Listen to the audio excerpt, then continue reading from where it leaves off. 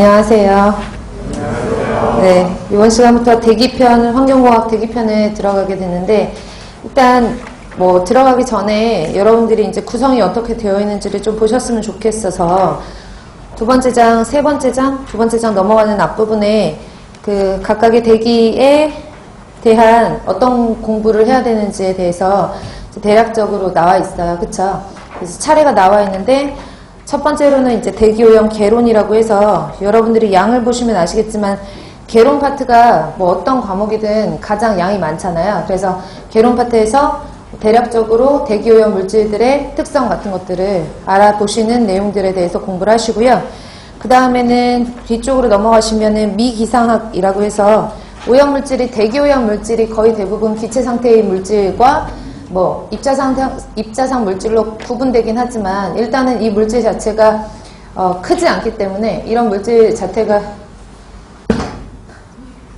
첫 시간에 보시는 분들은 깜짝 놀라시겠는데, 어찌됐든 그 오염물질의 이동이나 확산에 의해서 어떻게 확산이 되는지에 대해서 이제 배울 거예요. 그래서 이 부분에서 여러분들이 뭐 많이 대기 공부를 하셨던 분들은 기온 역전이라든지 이런 부분에 대해서 공부를 하시는 부분이 미기상학 부분이고, 그 다음에 세 번째로는 연소공학 부분이거든요.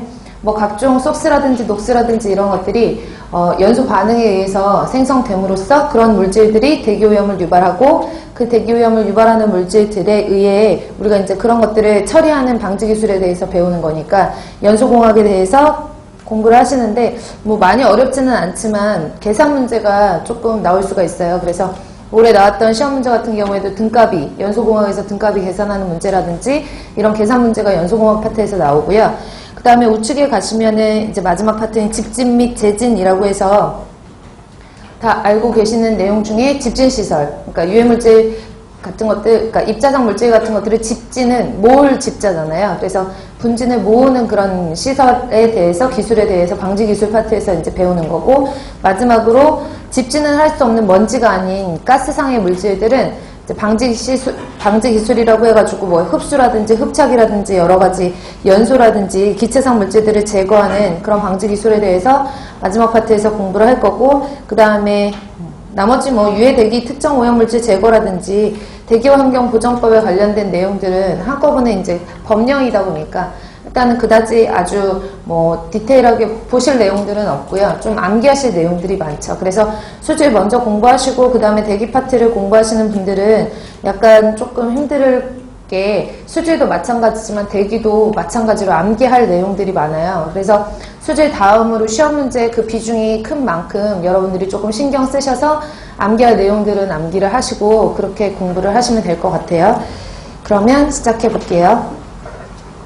첫 번째로 1페이지 보시면 대기오염 개론이라고 나와 있는데, 이 대기오염 개론의 첫 번째로 대기오염의 기초 부분을 보시기 전에 일단 저는 제 생각에는 수질도 그렇고 대기도 그렇고 어떤 ppm이라는 단위라든지 오염물질의 농도이기 때문에 어떤 ppm이라는 단위라든지 여러 가지 단위들이 나오거든요. 근데 그 단위들에 있어서 ppm의 단위가 어떤 단위들을 쓰는지 모르면 이해를 잘 못하신다고 생각을 하기 때문에 대기 파트도 마찬가지로 수질 파트와 똑같이 여러분들이 기본적으로 알고 계셔야 되는 단위부터 보고 할 건데요. 일단은 우리가 수질 파트에서 조금 더 디테일하게 조금 다 자세하게 제가 설명을 다 드렸기 때문에 대기 파트 같은 경우에는 이제 간단하게 정리를 하고 문제를 몇 문제 풀어봄으로써 여러분들이 확인을 하고 넘어갈 수 있도록 정리를 하도록 할게요. 그래서 앞에 이제 대기오염의 기초라는 파트가 나오긴 했는데, 여러분들이 먼저 보셔야 되는 내용은 뒤에 이제 단위원산 문제가 추려져 있는 부분이 있는데, 모든 단위원산을 공식화해서 만들어 놨어요. 근데 공식화해서 만들어 놓은 내용들을 가지고 여러분들이 문제를 푸시려면 그 공식들을 다 암기를 하셔야 되거든요. 근데 사실은 공식들을 암기하실 필요가 없기 때문에 제가 그냥 간단하게 ppm이라든지 기본적인 내용들을 설명을 해드리고 문제를 풀도록 할게요. 페이지는 47페이지고요.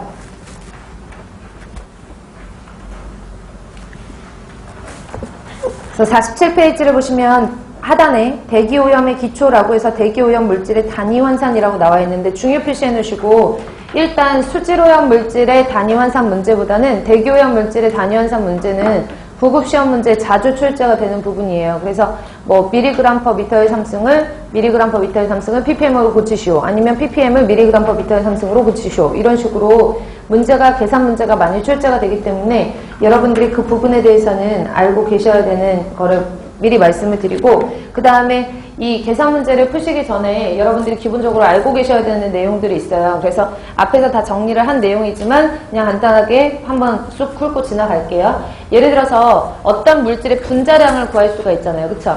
그래서 분자량이라고 하면 SO2, 이산화황이라든지 아니면 NO, 일산화질소라든지 NO2, 이산화질소라든지, 그러니까 수질에서 사용되는 뭐 HCl이나 NaOH 이런 물질들과는 약간 다르죠. 기체상의 물질이기 때문에 SO2라든지 NO라든지 NO2라든지 뭐 일산화탄소 CO, 이산화탄소 CO2 이런 물질들의 이제 분자량을 구해보면 원자와 원자로 구성되어 있기 때문에 얘네들의 화합물을 분자량이라고 하고, 원자량의 합을 따라서 분자량을 계산하면 황이 32에 16자리가 2개니까 64 이런 식으로 분자량을 계산을 할 수가 있어요. 나머지는 쉽게 질소는 14고 산소는 16이기 때문에 30, 그 다음에 질소 14에 32, 16자리가 2개니까 그쵸? 그래서 46, 뭐 일산화탄소, 탄소가 12, 산소가 16, 그래서 28, 이산화탄소는 탄소가 12, 16자리가 2개, 그래서 32를 더하시면 44. 이런 식으로 분자량을 간단하게 계산하실 수 있는 건 누구나 하실 수 있잖아요. 그리고 우리가 이제 보통 1몰이라고 하는 것은, 화학적으로 1몰이라고 하는 것은 6.023 곱하기 뭐 10의 23승계의 입자를 의미한다 이렇게 보는 거지만, 우리가 이제 화학적으로 말고 이론적으로 계산을 할 때에는 1몰에 해당하는 양은 분자량이라고 보시면 돼요. 근데 지금 분자량을 보시면 얘는 어떤 상대적인 질량이기 때문에 일단은 여기 분자량 옆에는 원자량의 비례를 해서, 원자량이라는 것도 상대적인 값이잖아요. 그러니까 예를 들어서 수소를, 일단 수소 원자량을 잰다라고 하더라도 1이 아니거든요. 1.008이 아니에요. 근데 수소가 1이라고 가정을 했을 때 탄소는 그거에 비해서 몇 배 무겁냐? 12배 무겁다. 질소는 14배 무겁다라는 상대적인 값이기 때문에 분자량이라는 것, 원자량도 단위가 없고 원자량의 합으로 계산한 분자량도